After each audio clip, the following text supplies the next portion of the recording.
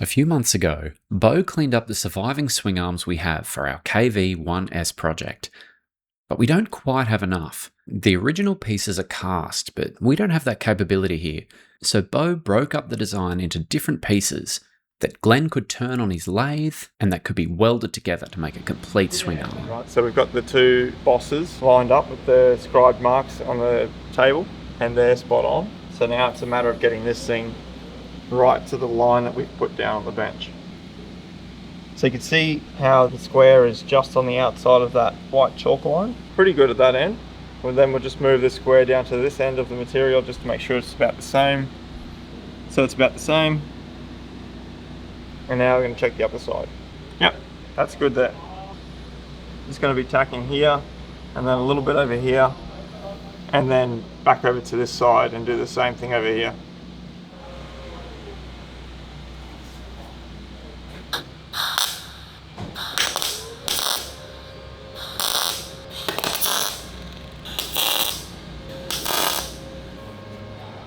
Okay, I'll rotate this and I'm going to do another tack like I did on top here on the opposite side.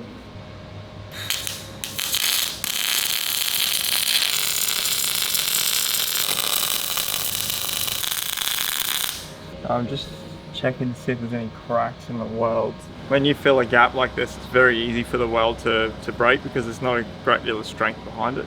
Because you're trying to bridge a gap with weld and the weld's only so thick. It's not ideal, it's not really how you're supposed to do things, but by the time we fill this up more and then we do a cap pass on this, it'll have plenty of strength in it. And then we just need to blend it in with the grinder. So we'll get the flat disc and we'll blend this in so it kind of looks like it's one piece and cast without taking all the strength out of the weld. Now I'll start to fill this gap in down to the side here. The first one's never the pretty one, so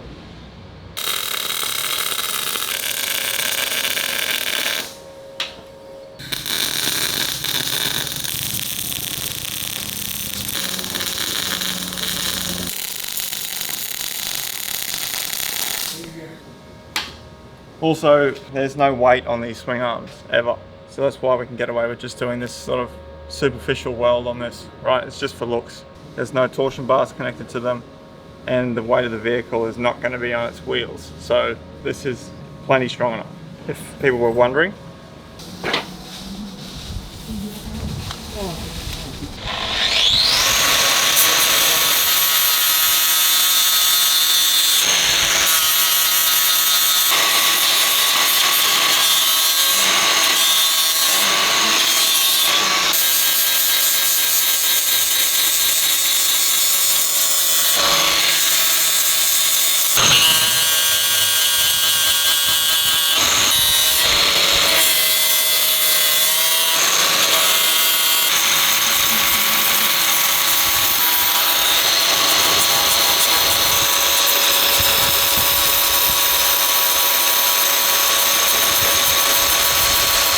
Look already? Oh, man, look at the size of it. They all say. We've got some presents, some KV presents. Cool. One of the guys that's been really helpful researching the KV-1 for us in Poland, his name's Pawel. Pawel, thank you very much for this equipment. So I'm actually not sure what they are. So why don't we open them and have a look? Yeah, only one way to find out. Okay, here we go. What do we got? Oh, wow. A hinge, a bolt. What are these for? The bolt things down. Don't be silly. Oh, look, maybe they're for whatever's in there, to bolt whatever is in there to something. We can see this. What's that? Don't know, we have an aerial mount already. That's what it sort of looks like to me. It does, doesn't it? But I don't know. Let's get more out. Wow.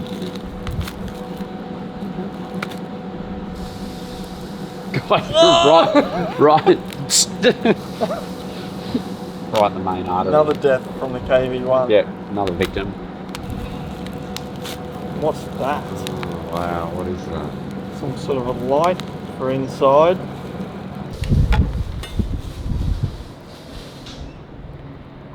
Isn't that cool? Maybe these are lights for on like the dash or something. Right. Well, all should be revealed now. What have we got here? Oh, Parts list maybe. oh, it's a pic. I can see it's a picture.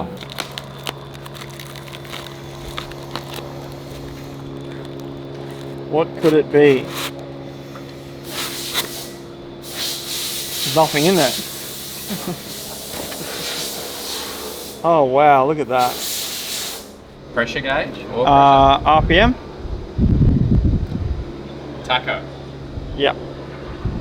I would say so. It says times 100, so that would be a tachometer.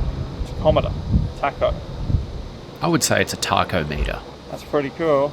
This is what was in the box that Pawel just sent us. This must be where it goes. So that's this. There would have been a light there.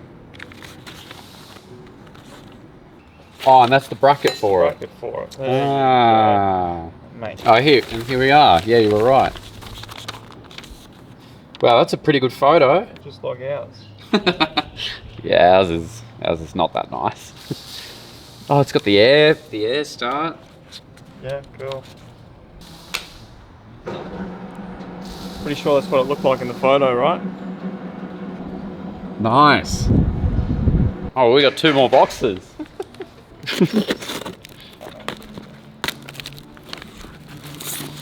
Oh, wow.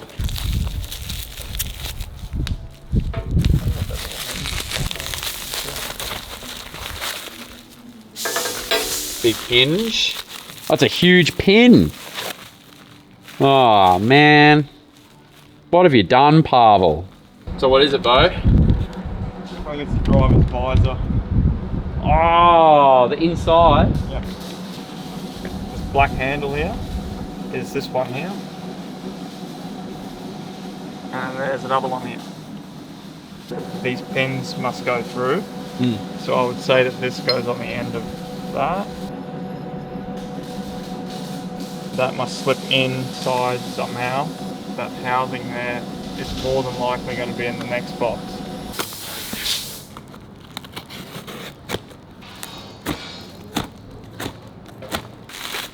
Yeah, right. So he's hand cut and fabricated everything. So that's to give it like a... Yeah, that must Like be a the lock. Yep. So that handle we showed before, I think that handle will... Either way, maybe. Possibly Something like that. possibly locked in there. Alright, another one of those pieces. The exact opposite. Ooh, Pawel must have made these. I'd say Pawel's made these, yeah. Wow. What a guy. Either made them himself or he's got someone to make them, but I'm pretty sure it would have been him. Yeah, and he would have made he's done a really good job. Everything's done really well. Alright, big one. The last one. The pivot arm. The arms that attach directly onto the driver's visor. Even though we're not doing an interior restoration on our KV-1S, Pawel has gone to a lot of effort to make these pieces, and we'll be fitting them in a later episode. Thanks, mate. Now back to the swing arm. Beau applies some primer to prevent rust and prepares to attach the first axle. The long stub that goes inside the vehicle goes through this hole here. So up this way, and then once that one's in place, we've got to flip it over. We've got to put the stub axle in for the wheel, which goes in this one, but it sticks down the opposite one. This one here may fit, whereas this one here, it's going to be too tight for it to go over.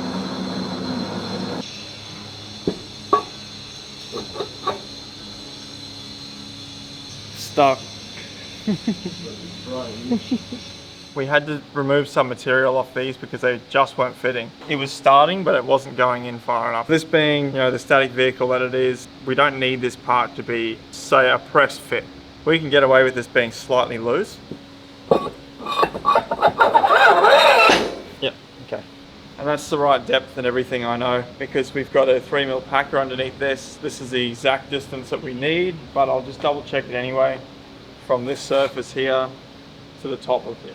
So this needs to be 615mm. So that's exactly 615 mil. I'm just going to get rid of a little bit of this paint because welding red oxide is not very fun.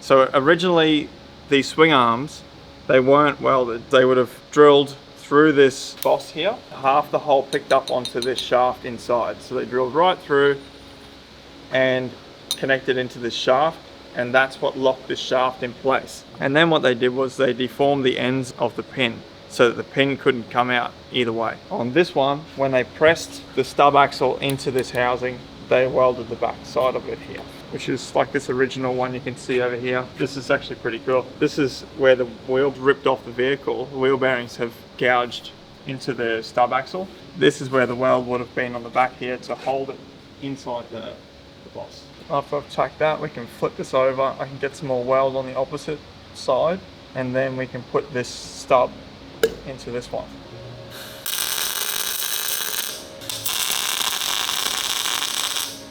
So that's our 3mm packer there on the bottom.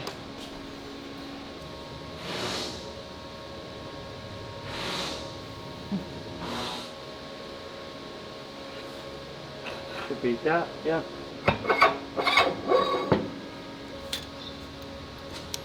335 millimeters.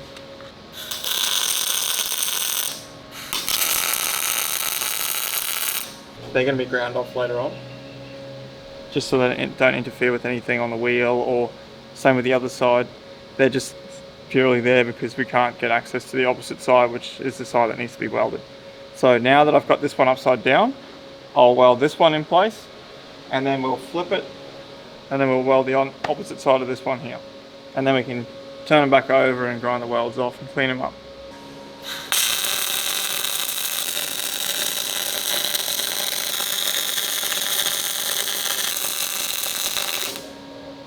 A little bit went wonky here, I don't know what happened. And then there's a torsion bar cap that goes on here just to finish this off at the end. So I am going to have to do some work to this weld here anyway. Make sure it's flush along this surface here, and then maybe feather it back just a little bit just so we can sit a cap on there still. That's pretty much that done. Do the same thing to the other side, and then the swing arm's partially complete.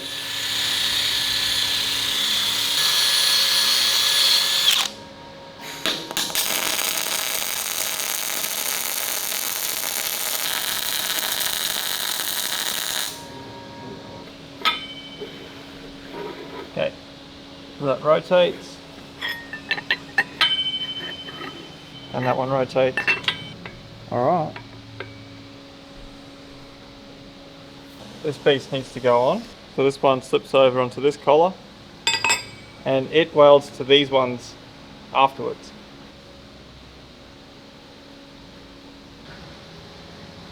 Oh.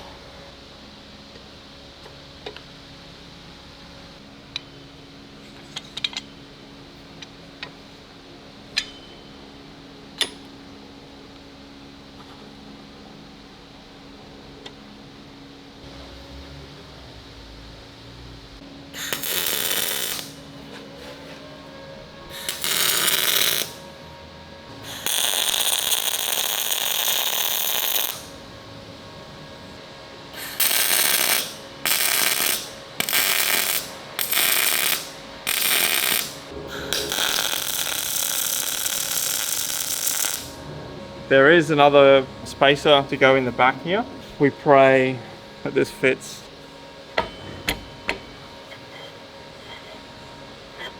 See, the thing is I don't want it to be tight, because then it makes our swing arm hard to move. Because it's so close, I can grind the surface down, and I think I'd be happy with that.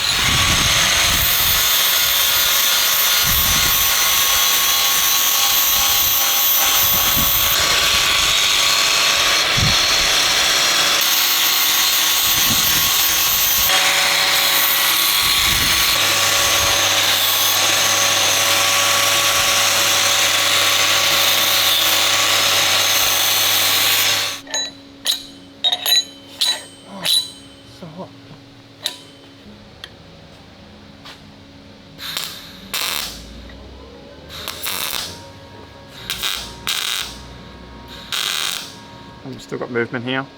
Really, this should be attached to this as well. I don't think I'm going to with this one. I think I'm just going to leave it like that, because don't forget this vehicle's being put on stands, and the swing arms are never actually going to move.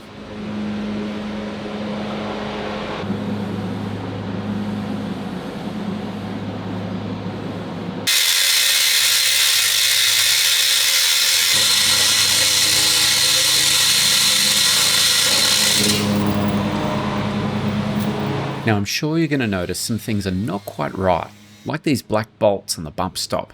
Don't worry, they're just a placeholder. We'll make sure everything is correct before we take the KV-1 into the museum.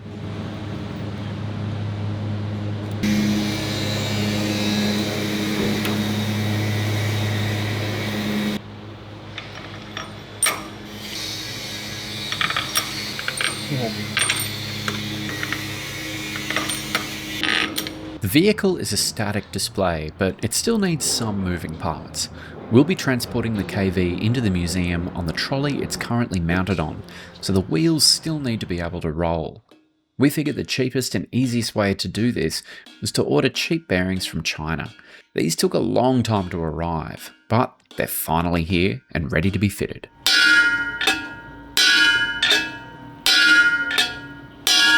Oh, that's seated there.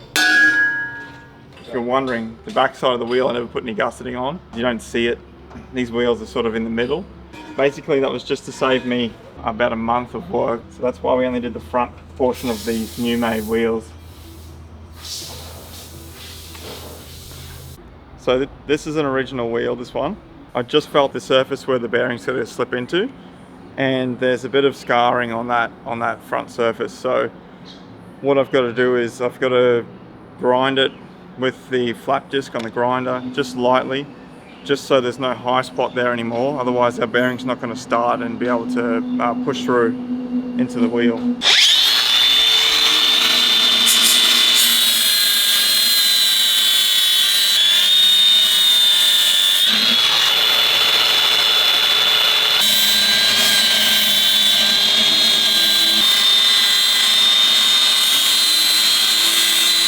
That is not how you're supposed to do that. I know that. With the flappy wheel, cleaning that out. This really should have been put in a big lathe and spun and then machined back out or something like that. But if it was a running vehicle, then this, yeah, definitely that would have been done. But because this is just static and that's purely just to hold this wheel onto that swing arm, that's good enough.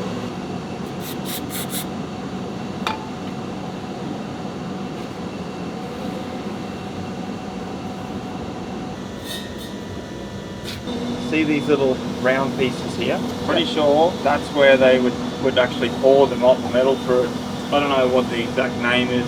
I'd never noticed it on any other wheel, but this wheel has one just about on every spoke, and it's as if they've never broken them off to finish the wheel off, because it didn't really matter, I suppose. Let's put this bearing in. Seesawing.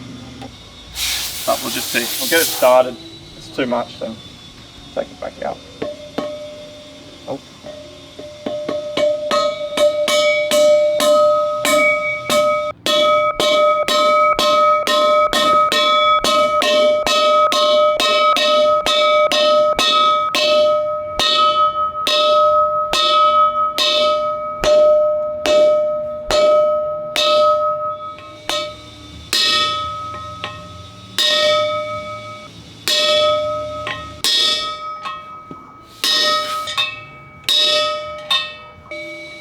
Hear the tone change there? Yep. Yeah, so that's all the way in. Now Beau flips the wheel over and puts in the opposite bearing. Yeah.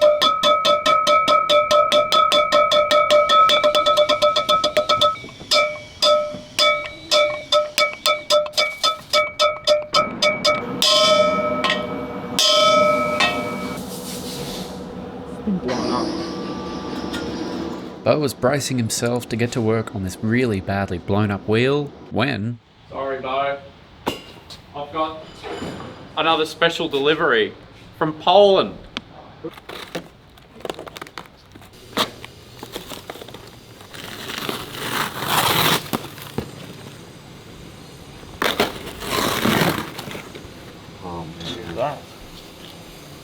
laser cut plates of some sort. Oh wow. Okay. Oh, that's the floor plate. Right. Yeah. Drive for the driver's feet. Yeah, it covers all the linkages for the Goes over the fortune bar. accelerator pedal. Oh, and he's got drawings on how to bend it and everything. It's this plate here. And that kind of looks like part of the seat. Yeah, I don't know. Get this out of here and have a look. I've been told there are 2 more packages on the way. Thanks so much again, Pawel. Yeah, because this one here has blown out this way, it's not an issue because it's not even touching the bearing at all. So the bearing sort of continues like this. And then when it gets to here, because this part was damaged, this part has bent inwards. Right, so I've got to grind all this high spot off the top of this here. I know it's not ideal, but you know, look at the rest of the bloody wheel. So it's still better than not using an original wheel, I think.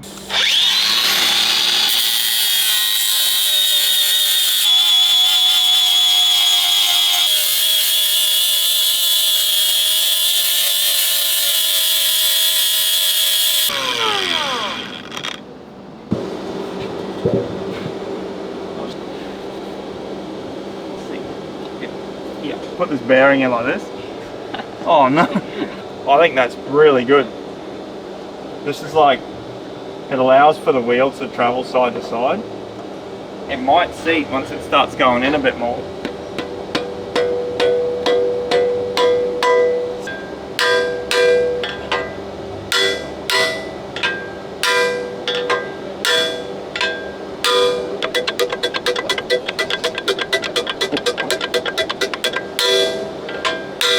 Seat.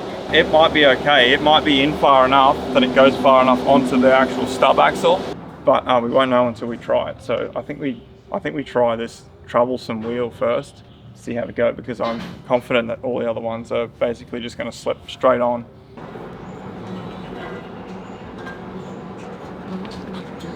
There's nothing here holding that bearing at all. We're actually lucky in a way that there's enough surface for this bearing to sit in something. So if you're wondering why there's a shiny bit here, a red bit here, another shiny bit, this bit in between has been machined smaller. So once this bearing passes this shaft, you don't have to hit it all the way to get to this surface. Alright, that's started on that surface.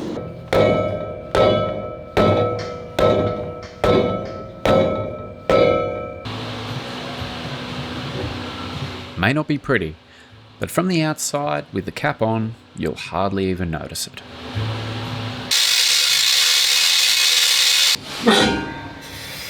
That's it.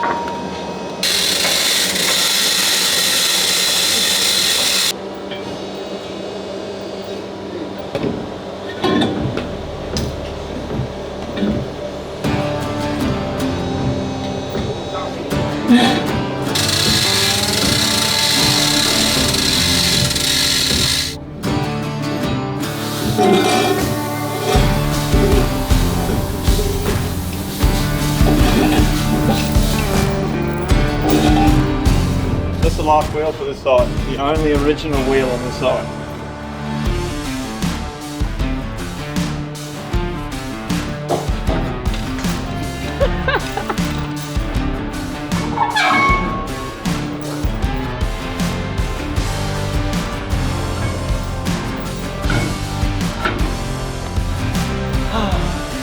It's a good feeling. Getting all those on there.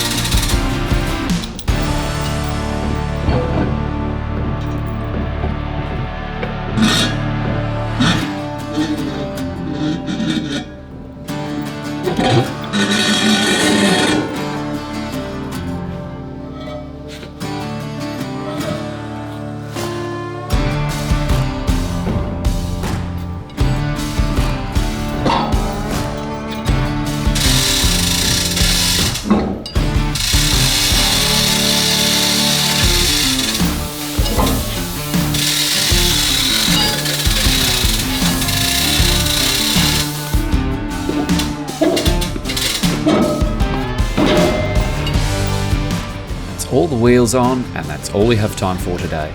If you think he earned it, let Beau know in the comments and support the museum by liking and subscribing.